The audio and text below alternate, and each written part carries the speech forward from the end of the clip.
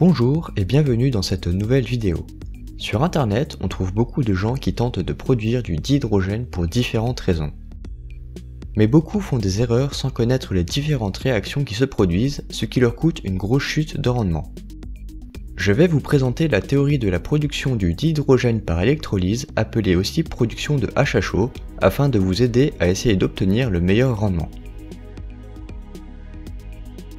Pour produire du HHO, on va casser 2 molécules d'eau H2O en 2 atomes d'oxygène et 4 atomes d'hydrogène. Mais cette réaction ne se fait pas spontanément, il faut lui fournir de l'énergie. Pour cela, on va faire passer un courant électrique dans l'eau. Cette électricité arrive par des électrodes que l'on place dans l'eau. Il faut que celles-ci soient dans un matériau conducteur qui réagisse le moins possible avec le milieu extérieur. On prendra ici de l'acier inox, mais dans les laboratoires, on préfère utiliser du platine, mais qui est beaucoup plus cher. Si l'on branche directement ces électrodes à un générateur, il ne va rien se passer. En effet, l'eau n'est pas naturellement conductrice. Il va falloir rajouter des ions dans l'eau pour augmenter sa conductivité. On prendra généralement de l'hydroxyde de sodium, appelé plus communément soude caustique, qui n'est pas cher et facile à trouver. Cette fois-ci, en branchant le générateur, on voit une réaction se déclencher. De petites bulles apparaissent, on a une production de dihydrogène sur la borne négative et du dioxygène sur la borne positive. Regardons maintenant comment relier le courant électrique consommé à la production d'hydrogène.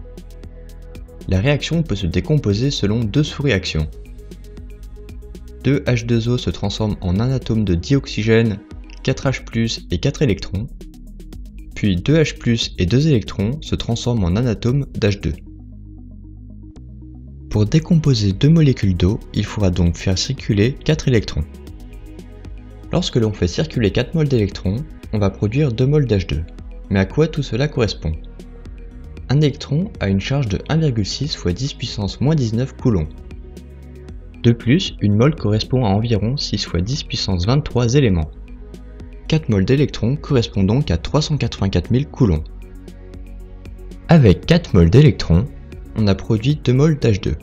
Dans les conditions normales de pression et de température, une mole correspond à 24 litres de gaz.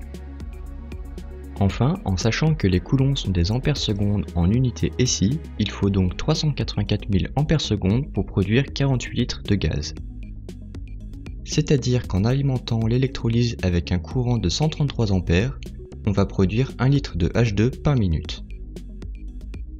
Avec le même raisonnement, on trouve que l'on produit aussi 0,5 litres d'O2 par minute. Ces résultats nous montrent que seul le courant qui passe à travers l'eau importe. Pour réduire la puissance consommée, il faudra donc diminuer au minimum la tension. Ce seuil minimum de tension se situe entre 1,3 et 1,48 volts. Il sera donc difficile de descendre en dessous de 2 volts. Pour notre générateur, on va prendre une tension de 2,5 volts par cellule.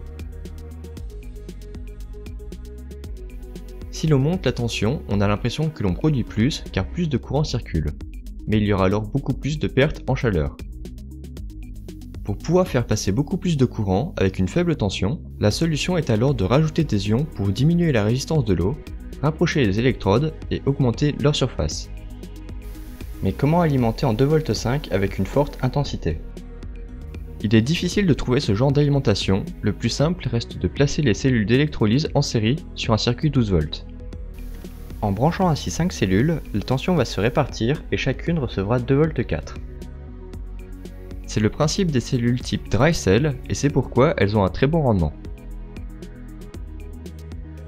Merci d'avoir regardé cette vidéo, j'espère qu'elle vous a plu, je ferai sûrement des vidéos pratiques sur la construction d'un générateur, à la prochaine!